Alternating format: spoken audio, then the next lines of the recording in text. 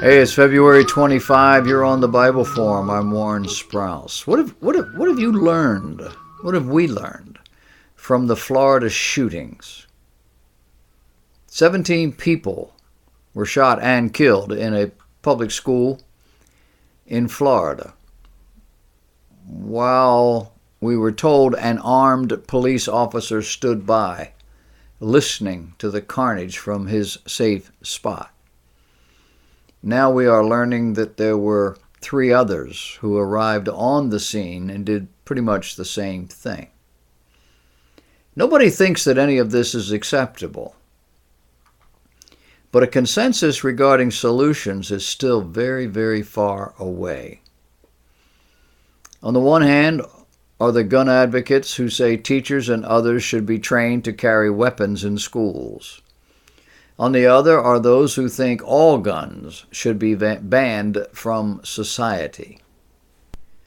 And everybody else is somewhere in between. One pundit this week pointed out that NRA meetings are never interrupted by armed killers. I would add pawn shops to the list. I don't know if you've been in a pawn shop lately, but you walk into a pawn shop and it's most likely you'll find everybody that works there has got a gun on their hip. What have we learned? Well, we learned the same thing we learned from all the other shootings. Pretty much nothing. Again, a troubled underachiever, a troubled 19-year-old with a $2,000 semi-automatic assault rifle he said he saved up to purchase, tells everyone in his world, including the police, he's having serious social, emotional problems. He makes at least 2 calls to 911 operators to plead his case. We're learning that there was even more. He has a reputation among his classmates of being potentially dangerous. One student said his friends all considered this young man dangerous, even to the point of saying he would probably be the next shooter. And no one takes him seriously. Now we're hearing that the Broward County school system administrators wanted to, quote, improve their crime statistics, end of quote, in order to qualify for state and federal grant money. To do so meant the cooperation of the Broward County Sheriff's Department, meaning the Broward County School Board and District Superintendent entered into a political agreement with the Broward County law enforcement officials to stop arresting students for crimes. Now, all this is according to someone who identifies himself as at the Last Refuge 2.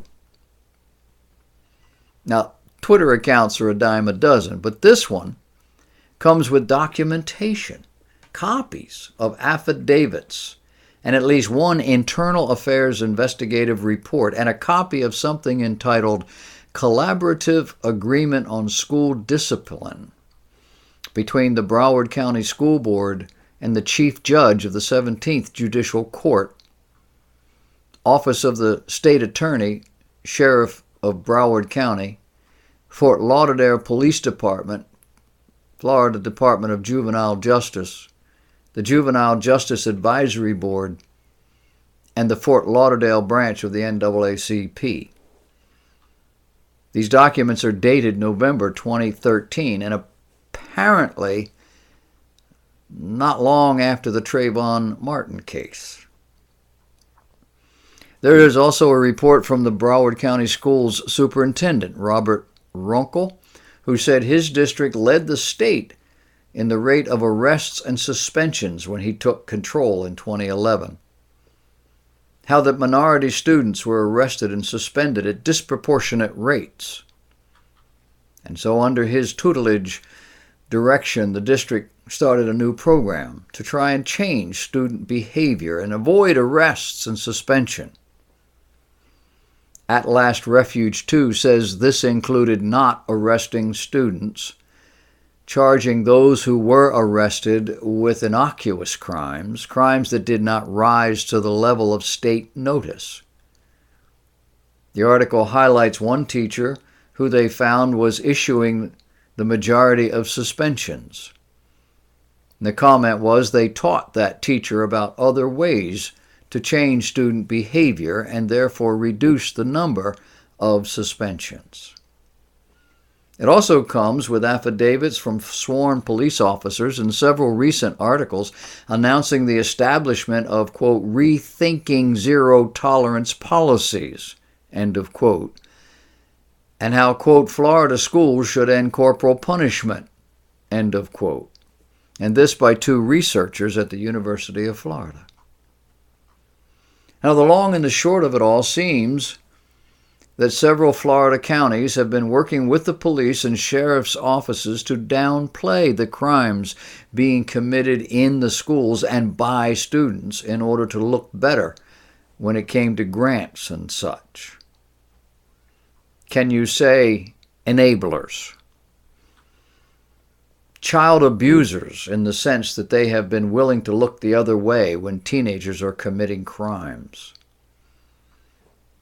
Advocates for our children not really caring about said children, only about getting more money to spend and looking good on paper. The news report I heard on the radio described police downgrading the various crimes these young people were committing so as not to show just how dangerous they really were. Is this what we've come to? Is this what the Florida shooter was all about? A young man with no hope, no family, and no one to stop him. A truly troubled young man, as we are learning. We've seen the emotional responses to the Florida shootings. It breaks our heart. Parents and others who have lost young people in horrific and entirely senseless display of human depravity. Yeah, that's what it is, depravity. The young man who spoke so passionately at the Washington listening session with the president probably illustrates what's happening to our young people. In the last 30 years, young people have become more vulnerable and more hopeless, largely due to political correctness and the constant call for people to make a difference in their society. With no parental guidance other than the most superficial and largely ungodly, we have cultivated a generation which appears completely unable to deal with tragedy. This young man lost his friend, and he could not stop crying about it.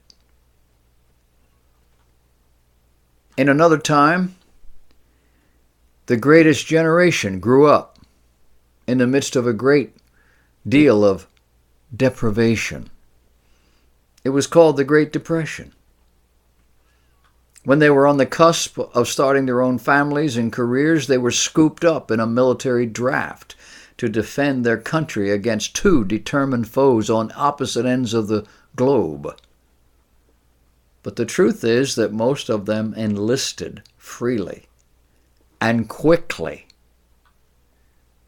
My own father tells of not being able to make the weight limit, being not heavy enough for his size, and sitting on the curb eating bananas until he couldn't stand bananas. He never ate bananas in my lifetime, so he could be heavy enough to get in the Marine Corps.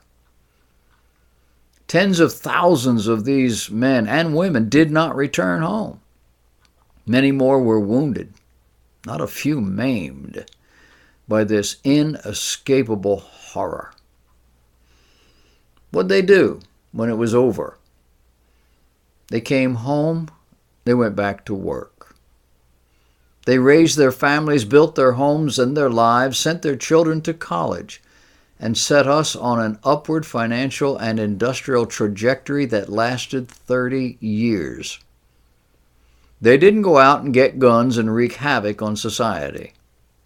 They didn't sit around and complain and cry in their beer. They looked at life, saw the reality, and did what they had to do. Now, what we're not told is another truth, an inconvenient truth. This is the same generation that raised the baby boomers. Young people and college-age people who wallowed in the free love, drugs, and the music of the late 1960s. The same crowd who refused to serve their country in Vietnam. A generation with no purpose and no discernible values.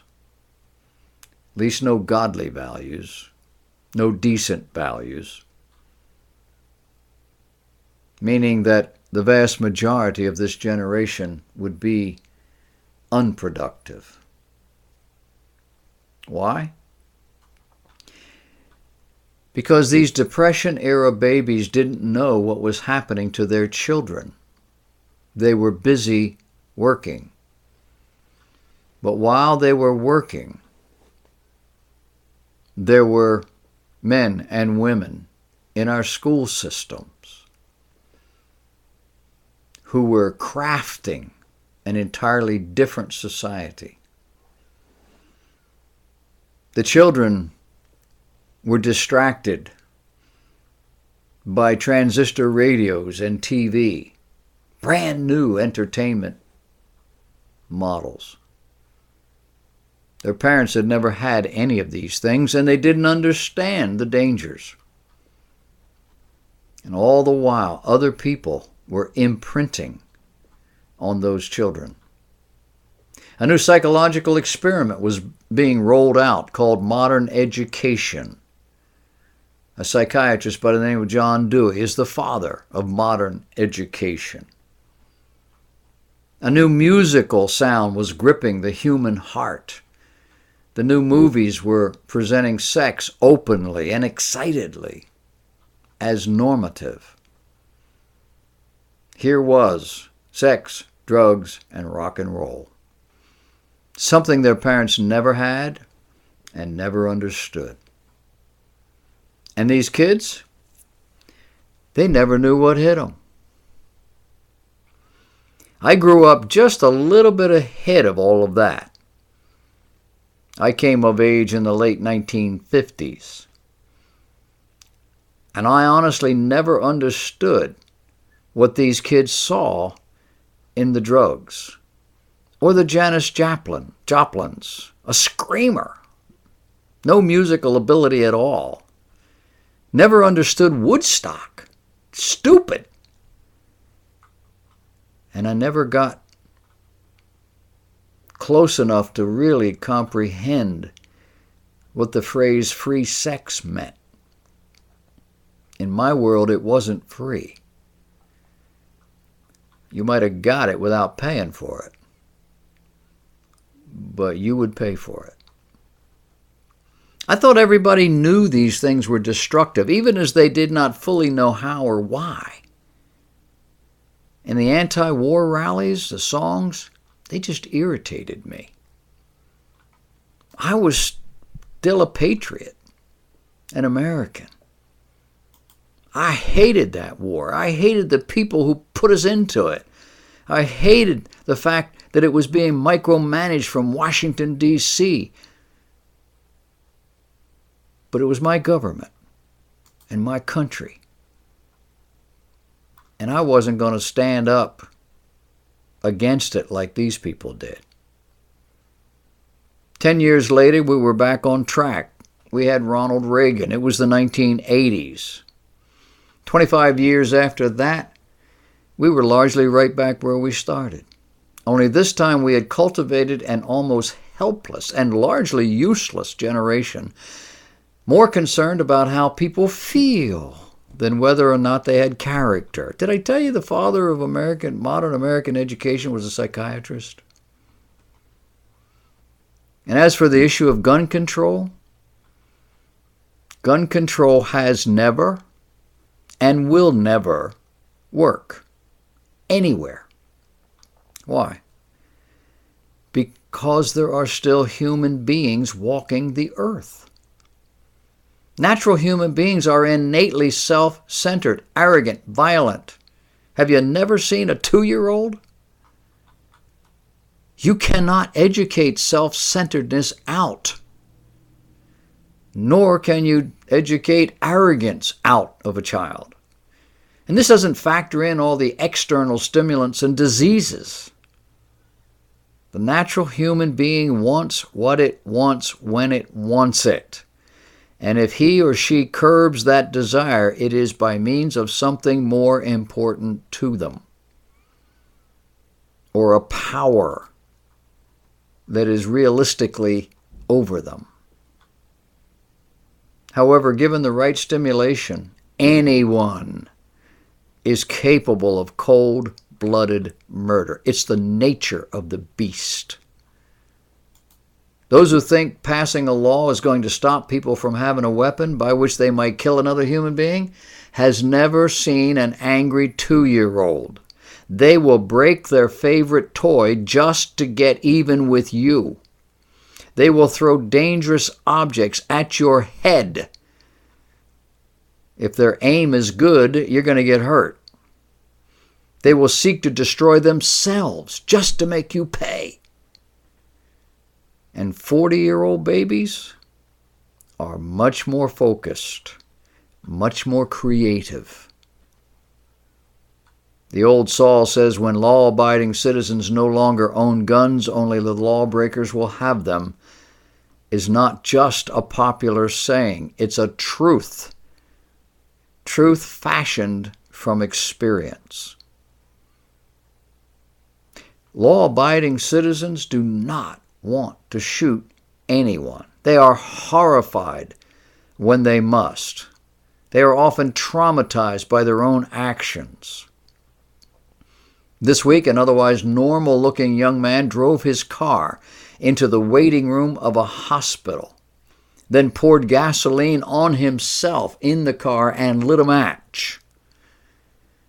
Does that sound like someone who could be stopped by not granting him a driver's license? We have resolved that children are quite capable of raising themselves. They don't need moms at home when they come back from school or in the summer months or when they're ill.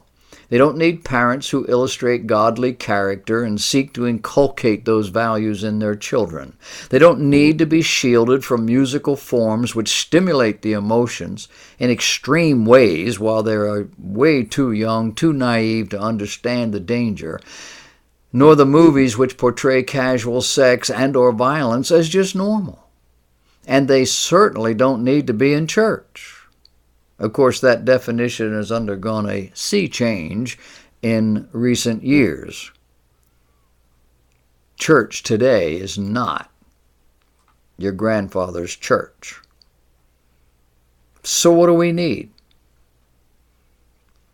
Well, now what we need is a new sheriff. A gun-toting sheriff who is on scene and able to rise to the occasion.